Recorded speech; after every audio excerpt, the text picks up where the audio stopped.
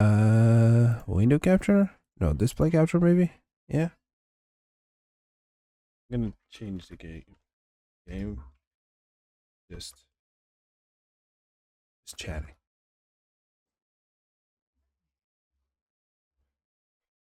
What is up, YouTube?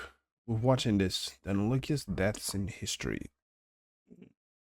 Discuss potential has been censored that the original version be false flag and suitable for ads and nature. Okay. Gonna watch this. I need to wait. I need the audio in the VOD. Okay. Now it's François Hotel. Ever read about the unusually tragic death of some historical figure, or even just the random old lady across the street and think, oh, that sucks? Well, I don't read it. I used to be, thousands ways to die. you're in for a few more of those. Starting off this list is Francois Vatel, one heck of a perfectionist. He was the maître d'hôtel, or maître d', for French nobility. In case you didn't know, a maître d' is the master of the house, basically a general in terms of waitstaff at a restaurant or overall event. They make sure that everything is in line from decorations to food and that all guests are always happy.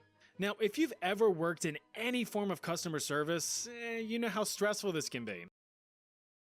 I work, and it's not just stressful. I'm losing my hair. I'm getting bald because of it. It's not just especially when you can't tell your guests to frig off because they're literal royalty. Oh, unlike yeah, customers that's today worse. who just think they are. Francois was in a career of pure stress. I don't think I had did I have any? I'm trying to think about like something that happened to me. Like like 2 days ago, I got robbed. That was crazy. Not like gunpoint or anything like that. I was just like, I'm serving coffee. I turn around and these two guys, one took a Kit Kat and the other one took some gum, like $5 worth of stuff, risking a lot to steal $5. I mean, it's kind of stupid, but those guys look stupid. I have my suspicions on one of them because the way he was acting because he was paying me for smokes, and the way he was acting, I was like, because they were touching that shit, and I was like, okay, you're kind of sus. I'm gonna ask the security guard to check the cameras to check, and the other guy that was with him, my customers were there, and they just saw, yeah, he just took them, just took the gums. It was weird, but like they can't tell if he paid or not. You know what I mean? So I was like, huh, okay. I went to the security guard and they took a Kit Kat and some gum. All that. But he was the best at what he did, having been formally recognized by many top chefs across France for his ability to ensure guest satisfaction. I mean, how often do you hear stories about royal servants? Almost never, except for Francois. History often mistakes Francois for being a chef himself, but that was never the case. Was that he just right? handled everything in the front of house. Was that Ratatouille? Anyway, this story begins and ends all the way back in 1671 in Fancy Pants, France. It was at this time that France was experiencing a golden age under Supreme French King Overlord Leaderfella Louis XIV. France's and history's Didn't Louis XIV get his head cut off? Or was the 16? Longest known reigning monarch to date. This big bushel of baguettes ruled for almost 72 and a half years. 72 and a half? That's a lot of time. Give me a second. French power expanded across the world. Arts and culture were flourishing, and the wealthy were living in utmost extravagance. Sure, there were plenty of wars going on in the background, but that's for the poor people to worry about. Nice. With such mindless That's what happens now. pouring out of every orifice, parties, galas, celebrations, shindigs, and balls were just the norm. But these royal retreats demanded a You see royalty, they're wearing dresses and wigs. Yeah. professional to ensure that everyone kept a crusty yellow smile on their dusty white faces. That's where Francois came in. Having a strong resume of serving under notable French figures you've probably never heard of, like this guy and that guy, Francois was given the task of organizing a banquet in King Louis's honor for over 3,000 people. That's 3,000 of the most rich and powerful people of the age. You don't want to disappoint them, do you? You can't. It's not an option. Do you know what they would do to someone who messed up the king's banquet? Yeah, probably get the head chopped off. There was 3,000 rich people back then. 3,000? Isn't that too much? Didn't they have like 100,000 people max? I'm just kidding. But 3,000 people that were rich? That's the 1%. That's a lot of people. Still a lot of people. Well, that option wouldn't be invented for another 100 years, but it's a quick end no matter how you cut it. The feast was to last across 3 days, and Francois was given just 2 weeks to prepare. So with no time to waste, he nervously took to the task. Over the next 15 days, Francois managed to get all of his French ducks in a row. I'm gonna guess how he got killed. What does it say? Too little, too late. One of the ducks hit him in the face. And just like, because they're, I believe, porcelain, so they just like, went through his head. Drapes were draped, silverware sparkled, chandeliers shimmered, and guests were gobsmacked. All 6,000 of them. Yeah, over double the anticipated party size showed up. Luckily, there was still plenty of food to spare. But another kick in the dick for Francois was the fact that it was raining, canceling the planned fireworks for the evening, which bummed out several of the guests. Well, that's just uncontrollable circumstances, you might say, as you pull out your brown tooth. But not to Francois. Remember, he was a perfectionist, and things were not perfect. Besides these 2 minor infractions, the first day went off without a hitch, but the second day would prove to be Francois's last.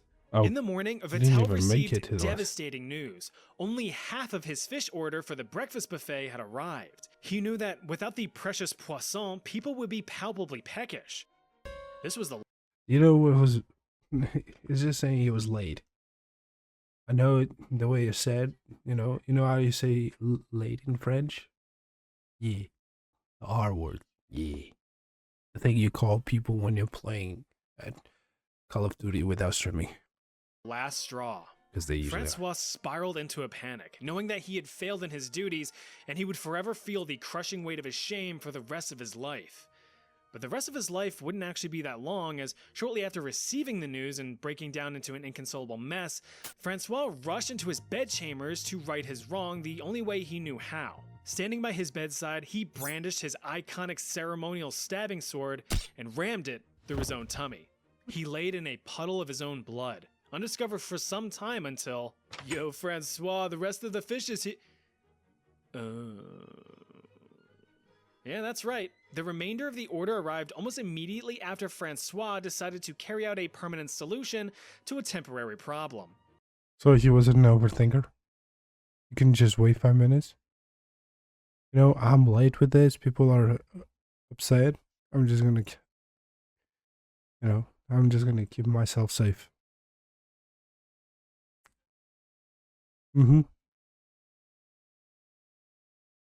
That's, wow. His body was then taken from the palace and buried in secret while the rest of the guests partied on. Isadora Duncan. Nearly every aspect of Isadora Duncan's life could be summarized by one word: tragic. Childhood? Tragic. Adult life? Tragic. Family? Tragic. Career? Successful and groundbreaking, but then tragic. All of this capped off by her sudden, unlucky, and tragic death. Are we gonna Born and raised in the sparkling cesspit that is San Francisco, California in the 1800s, things were already not off to a great start. She was the youngest of 4, with a loving mother and supportive and... 77 to 27. Is that 50 years? Angela Isadora Duncan. Is that 50, right? I'm not wrong. 87, 97, 07, 17, 27, yeah, 50. Wealthy banker father, until his bank collapsed under mysterious and fraudulent circumstances, subsequently leading to a marital collapse under mysterious and infidelitous circumstances. He then died in a boat crash several years after that. It is said that his last words were somewhere in the ballpark of, So, after Papa's Gobble. bank went rupt and her parents defaulted on their marriage, the struggles really stacked up. She lived with her mother and siblings, moving to Oakland, California to begin life anew. She attended school from ages 6 to 10, but dropped out, finding the schooling system restrictive, boring, and lame. Instead, Isadora and her siblings earned their daily bread by teaching the local yokels the art of dance. Thankfully, years of doing the hokey pokey allowed Isadora to turn herself around. After all, Red Eyes Blood. I had those 2 cards. They were fucking awesome. I had those 2 Yu-Gi-Oh cards. that's what it was all And I played the Yu-Gi-Oh game as well on the PS1, I believe. Yeah, that was cool.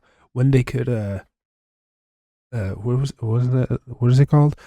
They can match together, you know, and form one. I think this is the way you could do it. Like, you can grab this one and this one and have like a 3, and there was another one, right? about.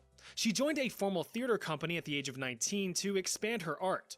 Problem was, the extent of dance at the time was very Two-headed dragon? rigid and emotionless. Isn't there Instead, another one? Isadora yearned for something a little bit more free-flowing and expressive. She wanted less of this, and a little bit more of this. But the dance community in America wasn't ready to pick up what she was throwing down, so she had to search for better opportunities abroad. Well, that was definitely a good So America, being America, you show something new, you show something great, and they say, nah. Now choice they're because going she back soon to it. found herself dancing in the presence of wealth and royalty Instead of just being across normal. London, Oh, it's a beautiful dancer, isn't it? and Paris. Omelette de fromage. Her revolutionary style took the world of dance by storm. With her newfound success, she wished to provide better opportunities for the youth, opportunities that she wished that she had as a spry sapling. In order to do so, she opened up an informal dance school in Berlin, Germany in 1904, which, along with teaching kids their ABCs and Eins, 2, 3, also put interpretive dance on the menu, not as a profession, but as a hobby and method of expression. After about a decade, Isadora left to open up a second school in Paris after a certain Austria started getting hungry for conflict. Unfortunately, the new school didn't last very long as tensions escalated and the Great War broke out in Europe, so she fled back home to the US right when the getting was good. As for her personal life, her travels introduced her to many suitable bachelors across the art world. She found love multiple times, and Cupid shuffled into the sheets, popping out 3 kids. But of course, fate would have other plans for this happy chapter. For instance, one of her children died in infancy. The other 2 cruised along in a car with their caretaker and crashed into the River Seine. They drowned. Really? Isadora That kind of fucks me up a bit. Because I have a goddaughter, and she's around this age. spiraled into a deep, deep depression in her later years and Understandable. fell out of the spotlight, her debts piling up as high as her empty liquor bottle. Like, imagine you have a really shitty life. You finally have something to fight for. At 3 kids, you're making bank in school with the dances that your country didn't accept you for because they're fucking dumb. You know, America being America. You do it. You have 3 kids. One passes away when he's just a baby. In this day and age, it was unfortunately normal. Now it's being more normalized as well because, you know, I'm not gonna get into it because people get mad at me, but anti-vaxxers, fucking pieces of shit, they should get arrested for murder. That's all I'm saying. And then the 2 kids, she was already dealing with a baby passing away. I don't know if it was the first, it was the third one. Doesn't really matter. Still fucked up. But then the 2 kids just die in a car crash. In a car that goes into a river. But this life of misfortune was about to be topped off with a disastrous bow. On September 14th, 1927 in Nice, France, Isadora was riding shotgun in a fancy car while wearing an abnormally long fancy scarf. Normally, the combination of heavy machinery and loose articles of clothing warrant a live leak watermark. And he got caught in the wheel and he strangled her? Or just threw her away and got her neck snapped? Huh. Poor Isadora I'm was not about to learn apologizing why. for stopping. As the vehicle Pausing. sped off and she bid her farewells, her fashionable fabric forged her fate. Her long scarf that was whipping in the wind became entangled in the rear tire of the I do say car, whip, wrapping so around the rear this is Stewie. axle and pulling tight. Secret In an from- instant, the scarf became a noose, and Isadora's neck was snapped before she could even react. At just 50 years old, the spotlight faded on the inspirational dancer. Tycho Brahe. Now trust me, for the life of me, I really want to pronounce this guy's name as Tycho Brahe, but apparently the proper Danish pronunciation is Tycho Brahe. Like, listen to this. Tycho Brahe. Tycho Brahe, Tycho Brahe, Tycho Brahe. Person saying this doesn't even sound confident in their own pronunciation. Anyway, teeny tiny Tycho was the talk of the town back in the 16th century. He was renowned as one of the world's greatest astronomers and one of the last great astronomers before the invention of the telescope. So these guys were just raw dogging the heavens trying to figure it all out. Hey, is that a new star up there? Oh, where? Right over... Oh, nope. I lost it. But that, of course, didn't discourage the celestial sillybillies from trying to figure out how the known universe worked. Or I at like least this guy. the human eye could I'm see. gonna subscribe. Born and heir to many of the Kingdom of Denmark's noble families, Tycho was loaded, and thus well-educated. He made several breakthroughs in the field of astronomy and even dabbled in astrology and alchemy. But we know those are more of pseudoscience poppycock. Well, unless you're a middle-aged woman who thinks that jerking a crystal with rainwater will make all of your wishes come true or whatever. A new hand touches the beacon. Despite his innovations of spotting new stars and measuring the skies with rather impressive accuracy, he still made That's the funny. oopsie of proposing his own geocentric model, which put the Earth in the center of the universe rather than the Sun. The Oh, you're planets revolved stupid. around the Sun, but the Sun revolved around the Earth. He almost had it. Don't worry though, Copernicus So, the Earth, the Sun, and then the rest of them go around the Sun. Doesn't that mean that one of them would gonna hit Earth multiple times, or you can actually see? Imagine you're looking out there and you actually see a fucking planet covering the fucking hours, covering completely the sun and almost covering our skies. You know how terrifying that would be? The shit we usually see in others. Like you can see the actual universe without any stars and shit. Do you ever see other planets? You know, you sometimes see Mercury or Mars or some shit. It was one of them that you can see far, far away. You can see like a little dot. Imagine if you can see that shit almost close to you. You know how you see the moon? Imagine the moon like a million times bigger. took home the bluer branches The ads get all laggy and shit, but the actual video doesn't add. So I appreciate of that. science is that there's a lot to discover as you put the fundamental pieces together, which grants you a lot of leverage over outsiders looking in who just don't understand it quite yet. That being the case, many higher nobles and even Supermodel? the king himself applauded love a Tycho and his supermodel. efforts, just stuffing his pockets with money to fund any and all research that he desired to advance the field of astronomy. I love supermodels. What's that? You've charted over 700 stars? Beautiful. There's things called supernovas? Fantastic. Comets are great. just burning bits of rock? Amazing. Can you leave? Danish King Frederick II was so tickled by Tycho's work that he granted him an estate on an island to build his own personal, customized observatory so that he could look up at the sky in complete solidarity. And so he did. For about 21 years, Tycho plotted the planets, tracked the transits, and crunched the calculations. Okay. Everything seemed great. At least until King Frederick bit the disease dust and his 11-year-old war-obsessed, noble-hating son took over and threatened to seize Tycho's land and assets. Not wanting to deal with this two-body problem, the astronomer said screw it and shifted his orbit over to Prague, where he was invited to build another observatory. This time, however, he took on an apprentice, one Johannes Kepler, who would go on to influence many famed physicists like Galileo and Sir Isaac Newton.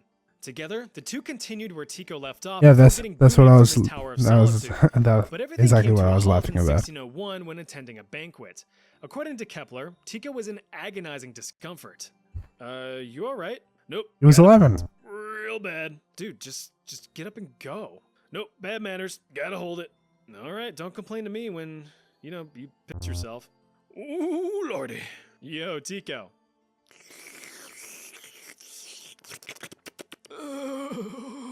Tico eventually headed home to drain his dragon, but at that point, he would barely even dribble. Over the next several days, the pain got excruciatingly worse, and there was no relief in sight. Just 11 days after holding in his pee to avoid bad etiquette at dinner, Tico Bra died of a completely avoidable bladder infection. Remember, fellas and fellettes, listen to what your body's telling you. Otherwise, you might just piss it off. Cornelia Bandy. Oh, okay. She must be... Okay, she got burned. You have to pee. Go pee. Do not hold it.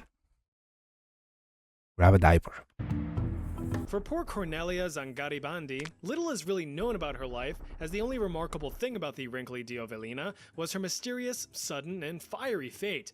That's because Cornelia is one of the unlucky few cases of a phenomenon known as spontaneous human combustion. A cause of death in which the victim suddenly bursts into flames, seemingly unprovoked or without an obvious cause, and is reduced to nothing but a pile of ash. But when you really dig deep into the dirt of these cases, you start to recognize some patterns. For one, the victims are almost always alcoholics to some degree and recently horked down a medically inadvisable amount of booze. That's the spirit, and that's the wine. Next, the victims tend to be elderly females. Not that it necessarily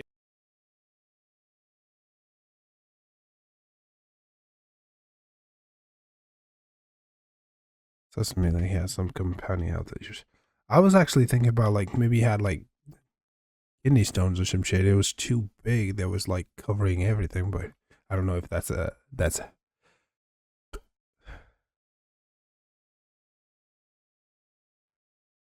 no, but he was like he was holding his pee for too long and he went to pee, but he took so long.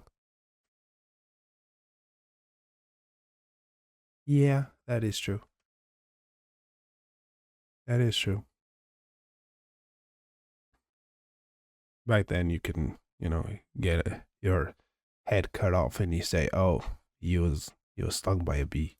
makes much of a difference, but That's how he combustible died. Cornelia here was 66 years young when she attempted to cosplay as a phoenix. Additionally, there was always an Old bitches. Okay. People combusted were alcoholics, drank recently. Old bitches is external initial source. So just smoker who usually drinks a lot and get. Oh, I'm aware. I'm aware about the buried alive people and the little bells. external source of ignition, which, I'm glad. in my opinion, completely invalidates the whole spontaneous aspect. We So what progress did the a lot. heck happened to her Cornelia? Well, on one fateful night in 1731, the Italian noblewoman had just finished off a non-stereotypical meal. Countess Cornelia Oh, okay. Let me ask. What the fuck is this? Obviously, meatballs, pizza. What is this? I have no idea what this is. It's probably wine. No. But what is this? I don't. The Italian noblewoman had just finished off a non-stereotypical meal. Countess Cornelia was reported by her maid as acting rather, quote, dull and heavy, slomping around to and fro after downing a hefty heap of brandy. The maid helped the inebriated elder to her room, and the two spent several hours chit-chatting and shooting the shit. The Countess was also a creature of habit, habitually applying some of her own personal ointment across her withering frame, an icky-sticky camphorated brandy mix which helped with her pain relief. After some bobbitying and a bit of Adelaide Brown, boogieing, can only the come maid in left the Countess's room know. after she boarded the train to Sleepy Time 1700s Junction. could be. And so, all was well. Until the next morning. Cornelia was noted to be sleeping in a bit later Some than huge usual, but bitches. that was to be expected after how heavily she drank the night before. The maid eventually entered the Countess's chambers to find something horrifyingly perplexing. The According candles? to the eyewitness, this is what she found. 4 feet distance from the bed was a heap of ashes, 2 legs untouched from the foot to the knee with their stockings on. Between them was the lady's head, whose brains, half of the back part of the skull, and the whole chin were burnt to ashes, amongst which were found 3 fingers blackened. All the rest was ashes. A small oil lamp on the floor was covered with ashes, but no oil in it. The Countess Necrota? was dead. Never The heard of it. curious part is that no other pieces of Oh, that was furniture in just the room cheese. seemed to be affected by the suspected blaze. Instead, everything was draped in a greasy, smelly soot. Now, it may have appeared as a mysterious death to the people of the time, but us modern folk live in an age of true crime podcasts and such, so it's pretty easy to piece together what probably happened. The squirrel did it? Nevertheless, it's a pretty tragic way to go, but probably a good reminder to never handle open flames after converting your body into a human Molotov cocktail. Gonna have to cut all of this. Emperor Humayun. The Mughal Empire was one of the richest and longest ruling empires in the history of India, but it was almost lost in its infancy. Inheriting the newly founded empire in 1530 from his dad at the age of 22, Emperor Humayun bit off way more than he could chew. He was an inexperienced ruler and lacked a lot of the self-confidence and leadership qualities that you'd expect from an emperor. But he was the eldest son, so it all went to him. Gotta love primogeniture. That, my good fellas and fellettes, is the word of the day. Primogeniture. Now, with it being a Okay. new empire and all, there was a problem with consolidating power. Lots of the local governors and leaders resisted Mughal control. To help disperse some of that responsibility, Humayun granted some land to his 3 younger half-brothers, all of got whom were little heads, constantly undermining their older brother to the point of collapsing the empire as a whole. Not far off, another ruler had taken notice of the young emperor's power struggle. This guy was Sher Shah Suri of Bahar, and he saw quite the opportunity in front of Sher him. Shah Not Suri wanting to waste of any Bahar. time, he quickly gathered his army and made a push for Agra, the capital of the Mughal Empire, and one sheep's onomatopoeia away from being a Disney IP. Humayun retaliated, and the two clashed on the battlefield. Is that an After a elephant? few skirmishes, the two agreed to a diplomatic end to the fighting. Sher Shah was given control over some territory in exchange for a peaceful retreat. He agreed, but since the deal did not explicitly state no takes So he fought against someone who has no idea what he's doing, who's like really like weak, and he still didn't win. Damn, you suck. backsies, the conniving little devil immediately reneged on the agreement and slaughtered the Mughal army, with Humayun barely escaping across the Ganges. Oh. The retreating emperor pleaded with his 3 brothers for support, but they were too busy negotiating with Sher Shah over what land they would receive after their brother's demise. Of course. I told you they were shitheads. Unfortunately, Humayun did lose his empire in 1540 and was exiled to Persia for 15 years. But while in Persia, he was able to use some charisma to persuade the Safavid emperor to provide some military support so he could go back and kick the Shah's shit in, which is what happened. The Mughal Empire was restored in 1555 and all was right again. That is, Fucking go. until about a year later in 1556, where Humayun met a rather silly demise. When leaving his library with a handful of books, the emperor had to walk down a bunch of stone steps. Since OSHA training wasn't yet mandatory or invented, Humayun was unaware of the dangerous predicament he had put himself in. After hearing the call for daily prayer, his own muscle memory took over and he knelt down to acknowledge that call, as he did on a regular basis. But this time, he tripped, slipped, and tumbled down the entire stone stairwell, bashing his melon open on a stone corner. The poor guy Wow. died 3 days later of his injuries. But at least the Mughal Empire reigned for another 300 years, so that's a positive. Yeah. And so there you have it. Remember, luck isn't always on your side. But this video's on my side, so go check it out. Also, remember to subscribe. I'll see you over there. He did all that and just fell and just hit his head. That's crazy.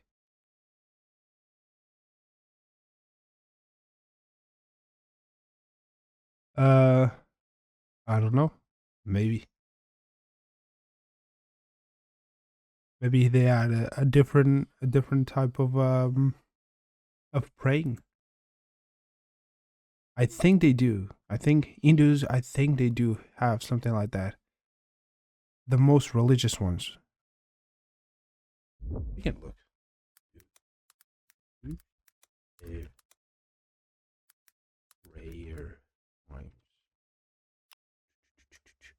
Oh shit, what the fuck?